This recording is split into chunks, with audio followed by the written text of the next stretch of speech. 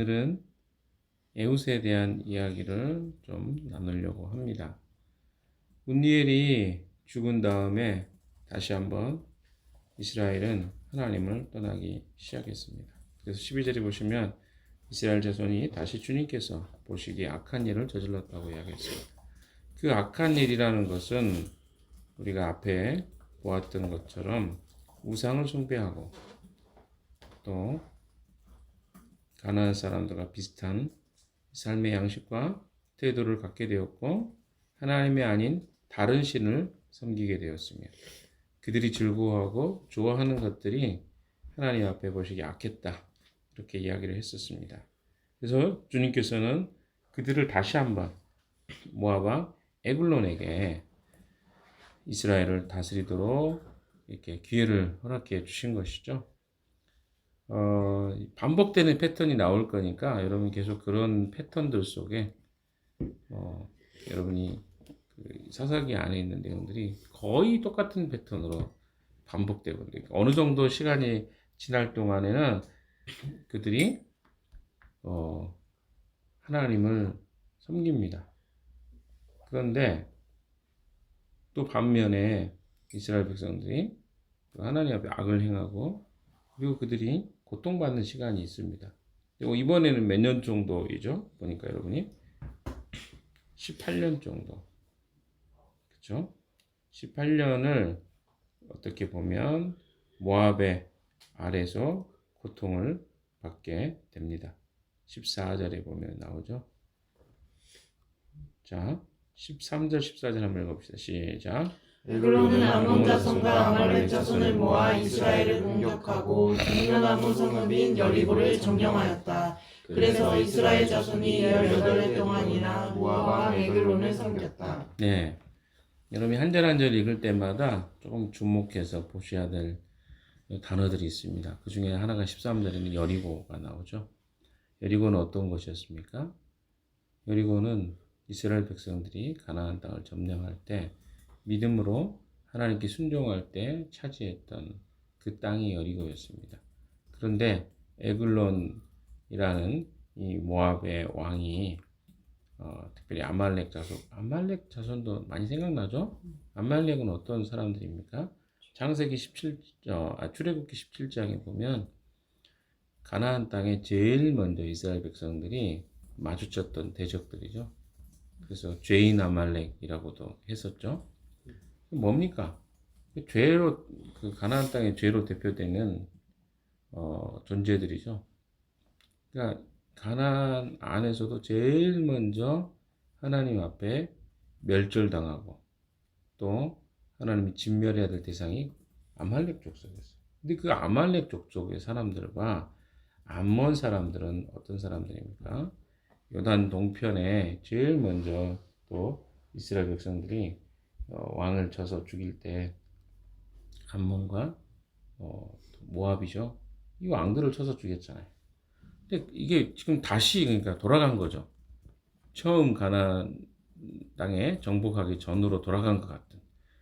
여리고 땅도 마찬가지입니다. 여리고 성은 하나님께 온전히 순종했을 때 그들이 차지했던 땅인데 지금 하나님께 불순종하니까 어떻게 돼요? 그 땅을 잃어버리는 것이죠. 그래서 이것은 굉장히 상징하는 바가 큽니다. 18년 동안이나 이 모압의 자손에게 특별히 모압의 왕 에글론을 섬겼습니다. 나중에 우리가 30절이죠. 30절에 보시면 80년 동안 평화를 유지한 것에 비하면 18년의 기간은 그나마 짧은 기간이지만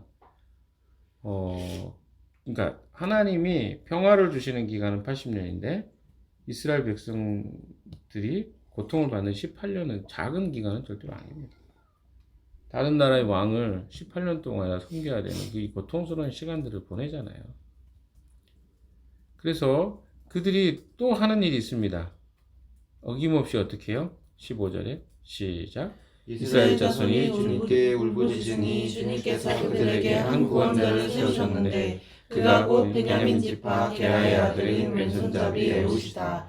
이스라엘 자손은 에웃을 시켜 모압 왕 에글론에게 조공을 보냈다.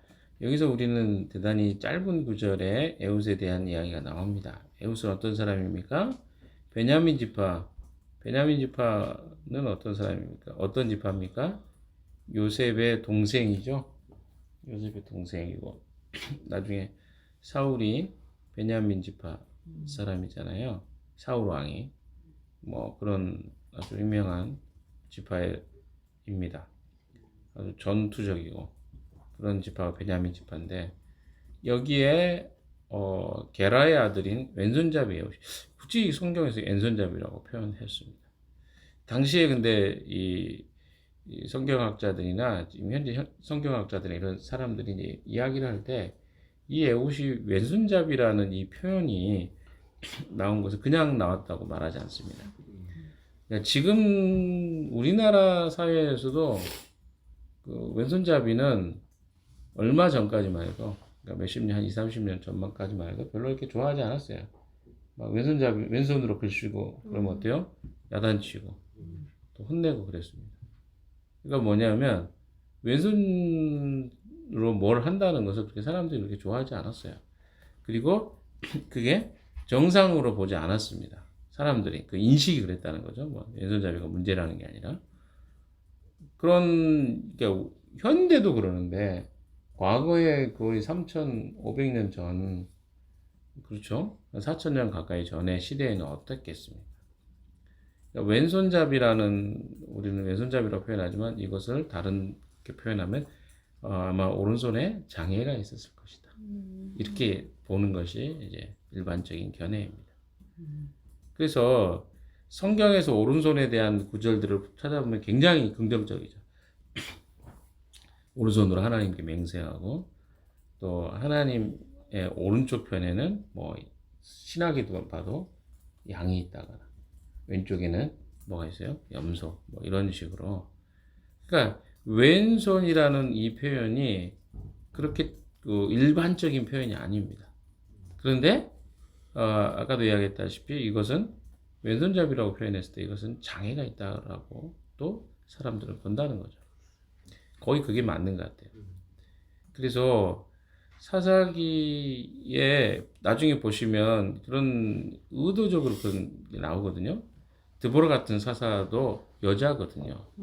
당시 여인의 그 신분이나 이런 것들을 봤을 때 어떻게 됩니까?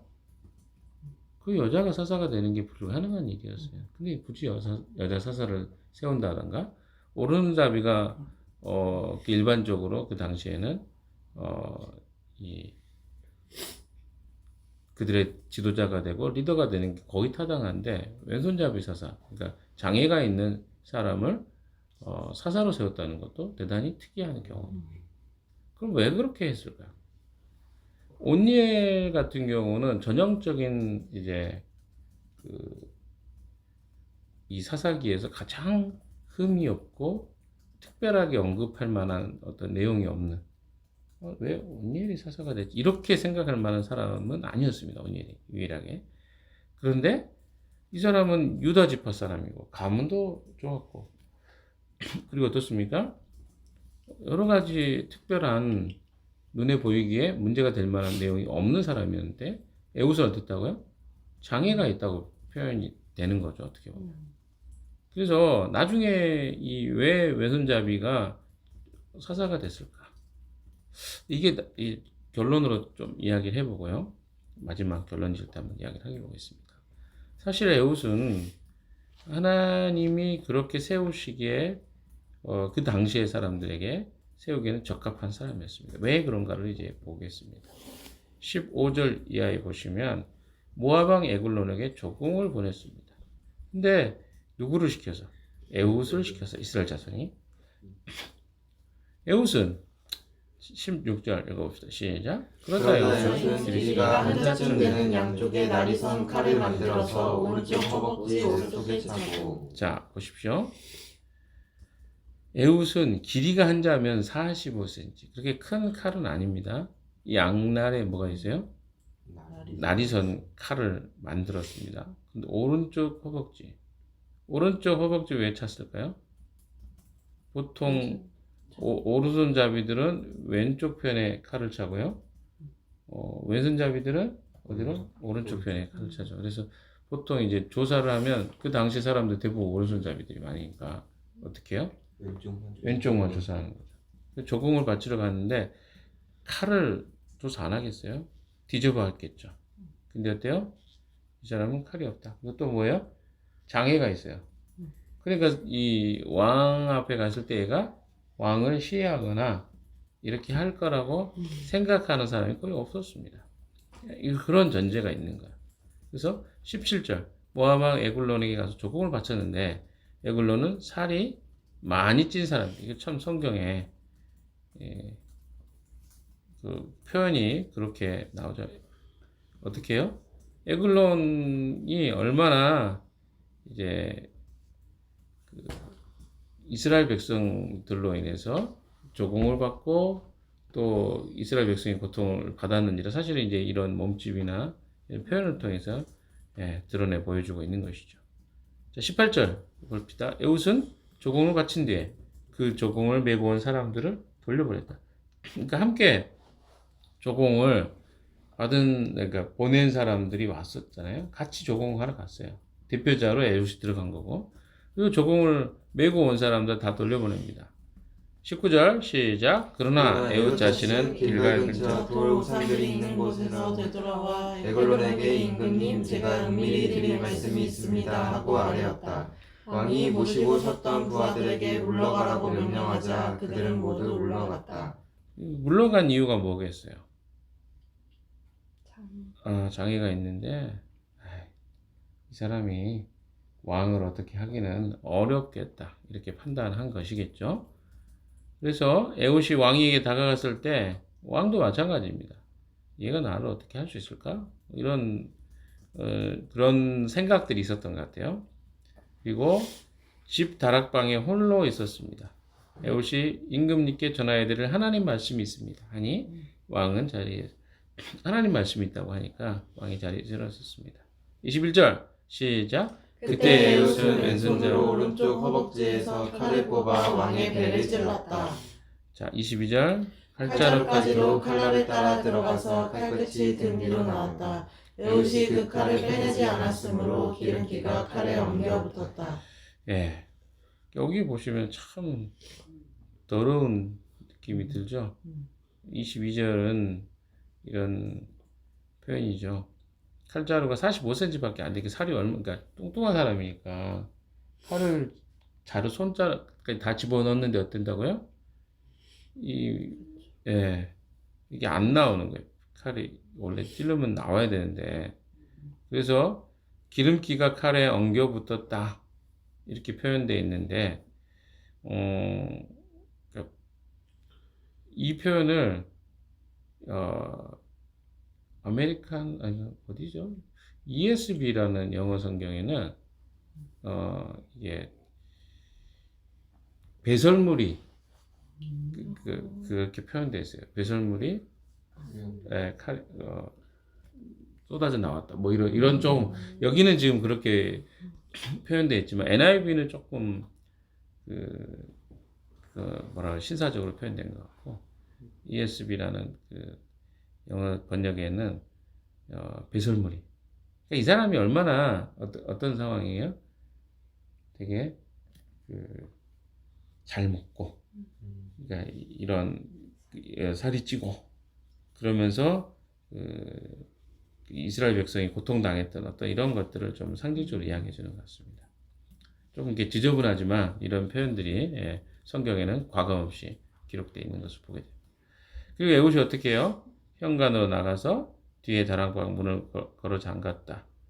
에웃이 나간 뒤에 그의 부하들이 와서 다락문이 잠겨 있는 것을 보고 왕이 그 시원한 다락방에서 용변을 보고 있다고 생각. 거기가 아마 그런 시원해서 용변 보는 장소이기도 한 것 같습니다. 25절 같이 읽겠습니다. 시작. 그러나 오랫동안 기다려도 왕이 끝내 다락방 문을 열지 않으므로 열쇠를 가져다가 문을 열고 왕이 죽은 채로 바닥에 쓰러져 있었다. 자, 뒤에 보시면 이제 그 이스라엘을 소집하고 이스라엘 자손이 그를 따라서 산간 지방에서 내려갑니다. 그렇죠? 에웃이 그들을 앞장서서 내려가요. 그러니까 이 에웃이라는 사사는 장애가 있었지만 어떻게 해요? 모압을 이게 10,000명 가까이 모압 사람들을 죽이게 되죠. 모두 10,000명이나 되었다. 29절에 보면 한 사람도 동원하지 못했다. 자, 우리가 좀 이제 정리를 해봅시다. 에훗은 하나님이 이스라엘을 구원하는 어떻게 구원하시는지를 보여주는 좋은 사람입니다. 왜냐하면 에훗은 어떤 사람입니까? 그러니까 우리가 여리고성을 보시면 생각하면 돼요. 여리고성은 어떻습니까? 그들이 능력이 있어서 실력이 좋아서 이스라엘 백성들이 여리고성을 정복한 게 아니었죠. 오늘 본문에 여리고성이 나오니까. 그런데 이스라엘 백성들 어때요? 가나안 사람들과 같이 되면서 어떤 일이 생깁니까? 가나안이 추구하는 삶의 방식은 무엇입니까? 힘과 외적인 것, 눈에 보기에 좋은 것, 즐거움, 쾌락 이런 거 아닙니까? 그러니까 지극히 세상적인 관점을 갖게 된 거죠. 그런데 하나님은 여전히 누구를 세우세요? 장애가 있는 에훗을 세웁니다. 그러니까 하나님은 이런 장애가 있는 사람도 어떻게 쓰세요? 상관이 없는 거예요. 무엇을 하시는데? 이스라엘 백성들을 구원시키는데 어떤 장애가 없습니다. 왜? 이게 하나님이 이스라엘 백성들 구원시키고 살리셨던 방식이에요. 그러니까 그들의 생각에는 뭐예요? 힘이 세고 뭐 등치가 좋고 지혜가 있고 그런 온니엘 같은 사람이겠죠. 정상적으로 이스라엘의 리더가 돼서 그들을 구원시키는 그런 하나님 자꾸 이 에훗 이후에 대부분의 사사들은 다 이스라엘 백성들이 생각할 때는 일반적이지 않은 사사들이 다 그들을 구원시킵니다. 그건 무엇을 의미할까요? 그것은 바로 하나님이 어떤 분인가를 보여주기 너무 좋은. 그러니까 사람들이 생각은 착각이 많아요. 어떤 겁니까? 저 정도는 돼야, 저렇게 해야 뭔가 우리에게 구원을 줄 수 있어. 그래서 세운 사람이 나중에 사울이잖아요. 사울이 다른 사람보다 키가 한 자나 더 크다. 그러니까 사람들이 세우고 사람들이 생각하면 구원자는 그런 방식입니다. 나중에 예수님이 이 땅에 오셨을 때도 사람들은 그렇죠. 그거 어때요? 뭐 이사야 같은 경우에는 아주 연한 순 같아서 뭐 이렇게 표현하잖아요. 예수님에 대해서. 그러니까 일반적으로 메시아라고 생각하는 방식의 모양이 아니었어요. 예수님은 어떻게 오십니까? 마국간에 오셨잖아요. 베들레헴에. 그리고 나중에는 나사렛으로 가시잖아요. 그러니까 이런 모든 것들이 다 메시아, 구원자 되신 예수 그리스도가 그들이 생각할 때 그들이 바라보는 어떤 관점으로 예수님 구원자로 오지 않았던 것처럼 이 사사 시대에 특별히 에훗이라는 사사의 이야기는요, 왼손잡이였어요. 그리고 장애가 있었어요. 그런데 어때요? 그들을 구원하기에 적합했던 사람입니다. 왜? 이것이 하나님이 그 백성을 구원하는 방식입니다. 사사기의 역사는요, 어떻게 보면 멋진 히어로들이 나타나가지고 그들을 구원시키고 그들을 하나님의 이 정도는 돼야 사사가 될 수 있고 이 정도는 돼야 하나님의 일을 할 수 있어라고 하는 모든 방식을 다 바꿔버립니다. 그렇잖아요. 히어로들은 뭐 능력치가 플러스 100, 200, 300 뭐 이 정도는 돼야 된다고 생각하는 이 모든 방식을 뛰어넘거든요. 그럼 무엇입니까?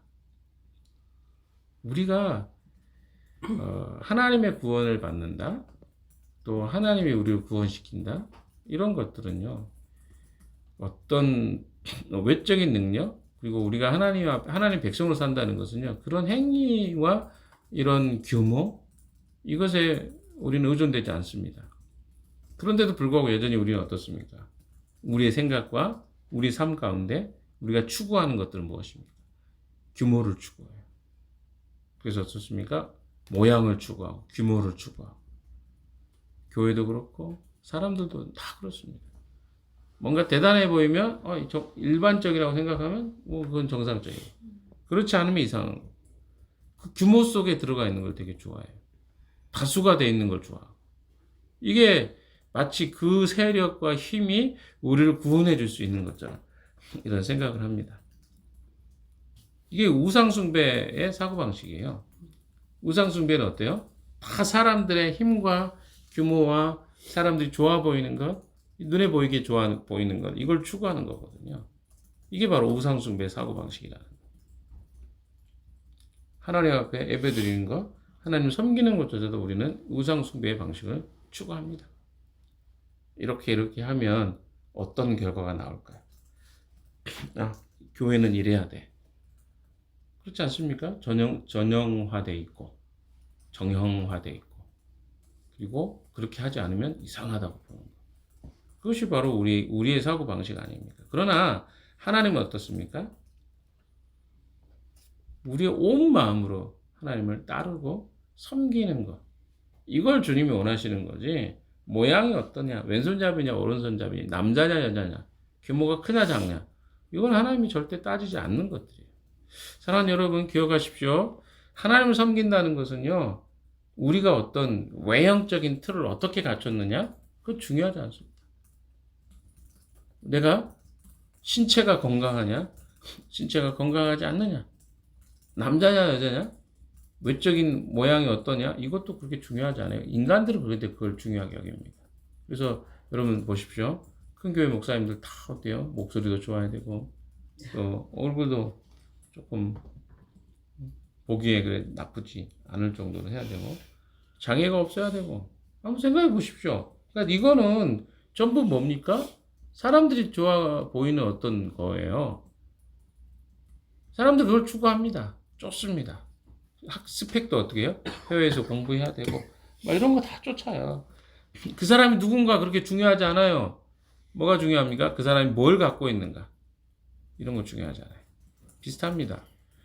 우리 안에 이런 우상숭배적인 생각들, 사고들이 너무 많다는 거죠. 근데 결국은 어떻습니까? 하나님은 그것과 상관없이 하나님의 구원은 누구를 통해서도 이룰 수 있어요. 그러나 그가 어떤 마음으로 하나님을 따르고 섬기고 있느냐? 이게 중요한 거죠. 에웃은 그런 의미에서 하나님이 사용하시기에 합당한 사람이었습니다. 내가 어떤 조건을 가지고 있는가 중요하지 않습니다. 하나님 편에는. 어떤 마음을 가지고 주님을 따르고 있느냐가 더 중요하죠. 자, 여러분 하루 주님 앞에 우리는 하루의 삶을 시작합니다. 이 삶에 주님께 어떻게 보여지는가 중요하지 사람에게 어떻게 보이는가 그렇게 중요하지 않다는 사실을 기억하시고 오늘 하루도 주님 앞에 온전한 자들로 서 있을 것을 주님의 이름으로 축원합니다. 기도합시다. 하나님 오늘 또 우리에게 새 날을 주셔서 감사합니다. 주님 이 시간에 주님 앞에 온전한 자들로 서게 해주시고 외적인 것을 꾸미느라 내면적인 것이 썩어져 들어가는 일이 없도록 주님 도와 주시옵소서. 감사하며 예수 그리스도 이름으로 기도했습니다. 아멘.